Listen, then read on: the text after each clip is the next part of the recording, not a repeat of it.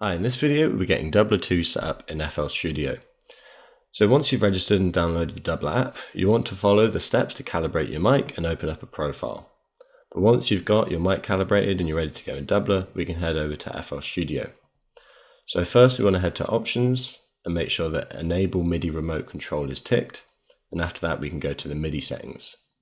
Here we want to make sure that Doubler 2 is visible as an input and we can enable it here. Also, we want to make sure the controller type is set to generic controller. After that, we can then head over to the audio tab. So here in the audio tab, we can select the output we want to use and the buffer length. So the buffer length is really important as this determines the latency that we get whilst we're using Doubler. So we want to make sure that our buffer length is at 128 samples or below.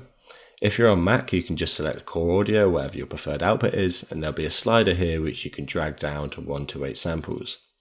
If you're on Windows, however, you're going to need to select a driver that can handle low latency performance. So Windows' own ASIO drivers and the FL Studio ASIO can't handle the low latency performance we require when using Doubler.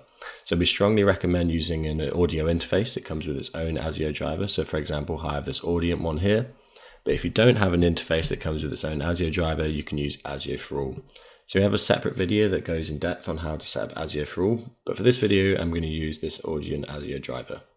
Once that's selected, you can then hit Show ASIO panel to set the buffer length to 128 samples or below. Some interfaces may require you to do this in their own app separately, which I need to do for the audience. So I'm just going to go down here and make sure our ASIO buffer size is at 128 samples. But you can find out how to do this based on the manufacturer's website of the interface you're using. But once we've got Doubler 2 set up as a MIDI input and our audio output is selected with a buffer length of 128 samples, we can close this and now we can start making music in FL Studio. So if I want to control a pitched instrument, we can load in any plugin we like. So I've just got an instance of Flex here loaded up. And then back in Doubler, make sure the pitch side is on and we're in a key lock. So it's also important to note here that if you're not using the triggers, so for this we're just going to sing or hum melodies, we want to turn the trigger side off so we don't send out any accidental MIDI information. And you can do that with the toggle switches up here. So as we're just using pitch, we've got this turned on.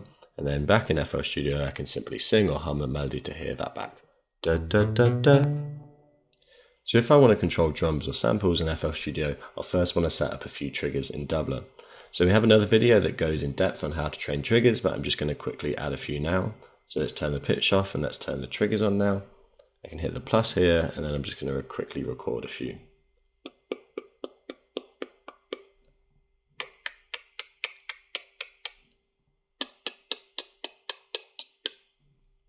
So I can head back to the play tab and I've got my triggers set up. So now back in FL Studio, we need to select the instrument and the samples that we want to control. So if we want to control a full drum track using the triggers, then we need to set up a channel with either FBC or another similar sampler such as Native Instruments Battery 4, one that basically can have a bank of samples all on the one channel. So here we have a bank and we can load up our own samples in FBC if we want. You can just go do that by going to the presets and selecting empty. For this, I'm just going to leave it as the default.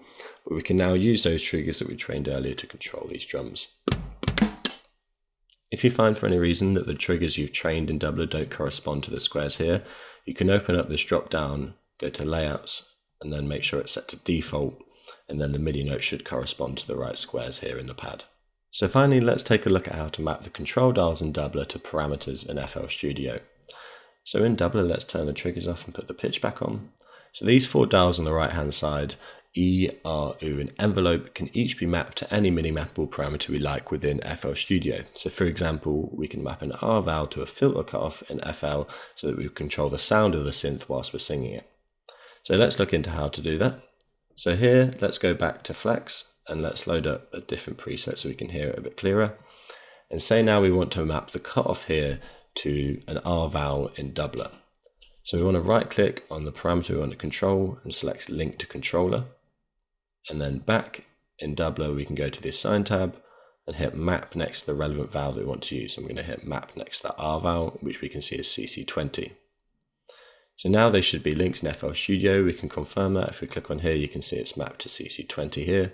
And now as I move from an E to an R val, we can control that. So that's a quick overview of how to get Doubler set up in FL Studio. But if you want to go in depth with each part of Doubler, make sure to check out the videos on our Learn Doubler page.